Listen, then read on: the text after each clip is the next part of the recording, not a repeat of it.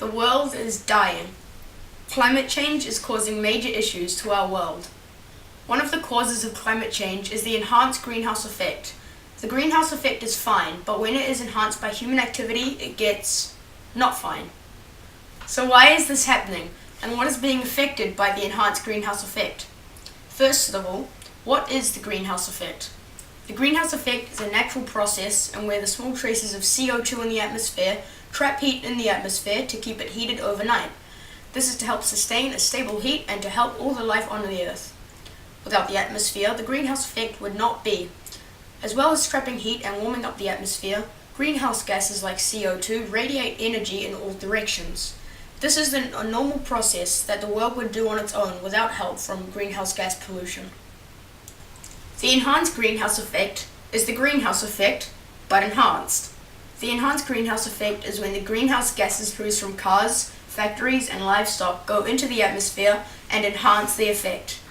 The enhanced greenhouse effect is also caused by animals such as cows that naturally create methane from their digestive system. CO2, or carbon dioxide, is created by fossil fuels being burnt from cars and factories. It is caused by a lot of other gases as well, but the main point is that it is man-made. One of the major effects of global warming is extreme weather. Extreme weather could cause major issues to both us and our community.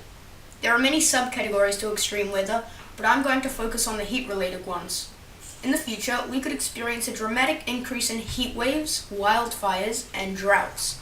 I'm going to start on heat waves. Heat waves are when an area experiences significantly increased temperatures for a period of time. Heat waves are created by a system of higher atmospheric pressure, where air from upper levels of the atmosphere descend and rotate down. As it descends, it compresses, increasing the temperature. The outward flow makes it difficult for other systems to enter the area, and the large size and slow speed of the hot air causes the heat wave to remain for days or even weeks. The lack of clouds also means that the affected area is struck with strong sunlight. Heat waves can cause many problems such as air pollution and increased risk of heart attacks, strokes, and asthma attacks. Extreme heat events are responsible for more deaths per year than hurricanes, lightning, tornadoes, floods, and earthquakes combined. At 20 degrees, your heart rate is normal and your body is comfortable. At 25 degrees, your heart rate is still normal, but your body sweats slightly. At 30 degrees, you're mildly comfortable, you have moderate sweating, and your body is cool, but concentration is reduced. At 35 degrees, you start to get heat cramp, heart rate, and sweating increase. Your body loses water and salts cause your muscles to ache. At 40 degrees, you get heat exhaustion, your heart rate becomes rapid, and the body feels tired and nauseous, and sweating is very heavy.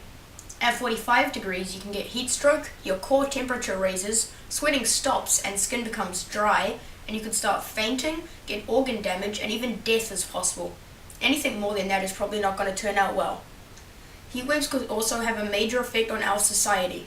Highways and roads can be damaged, power lines begin to sag, creating blackouts, and planes lose lift in the air. The animal kingdom will also be affected. Livestock will be severely impacted, millions of birds are lost, and the milk production from cows is decreased. The next issue I want to talk about is wildfires. Wildfires are basically just fires that are huge and normally occur in forests. Fire is a natural and beneficial process for most forest ecosystems, but too many wildfires could have serious consequences. Summer heat will build up faster and conditions will spread out into autumn. Wildfires are typically caused accidentally by humans or from natural causes like lightning. Climate change will help the required conditions for a wildfire, making them a lot easier to start. Insect and beetle swarms that kill trees will also make them highly combustible. Increased frequency of lightning will create more wildfires. The warmer temperatures increase evaporation, meaning that the atmosphere draws more moisture from soil and the land becomes drier. Warmer climate also leads to earlier snowmelt, which causes soil to be drier for longer. In the US, wildfires are occurring 5 times more often in the 70s and 80s and are burning 6 times more land and lasting 5 times longer. Wildfires will affect everybody. They pose risk to human life, property, and infrastructure. They kill plants and animals, leading to loss of habitats. Forest fires release a type of smoke that is very bad for human health, and many homes can also be destroyed in wildfires. The worst part is that trees absorb carbon dioxide, so more fires mean that climate change is even harder to stop. The last issue is droughts. The definition of a drought is when an area has below average rainfall for a period of time and results in a shortage of water. Droughts can last for months or years. Droughts have a major impact on the ecosystem and agriculture of the surrounding area. Wind moves clouds and moisture through the atmosphere, which can cause the area to not receive its regular rain. Droughts can badly affect people in areas with a low supply of water and/or food. You should not use too much water during times of average rain, because you may not have enough when a drought occurs. Droughts significantly affect farmers, who are the main source of crops. Less availability of crops occur during a drought. When there is no water, crops can't grow, which means less food for everyone.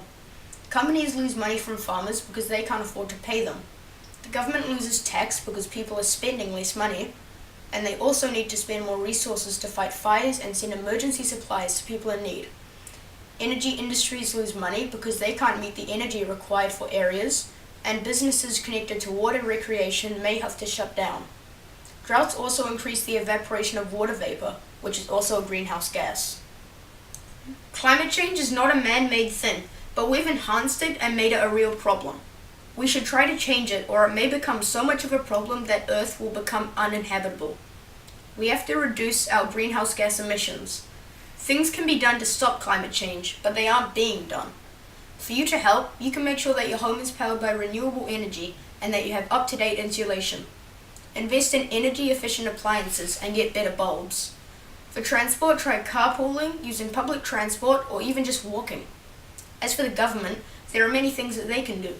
They can create a carbon tax, which makes you pay for the extra carbon that you use.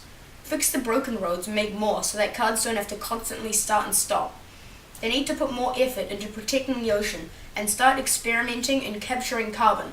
They could also start investing in nuclear power. If we don't act soon, the world will die.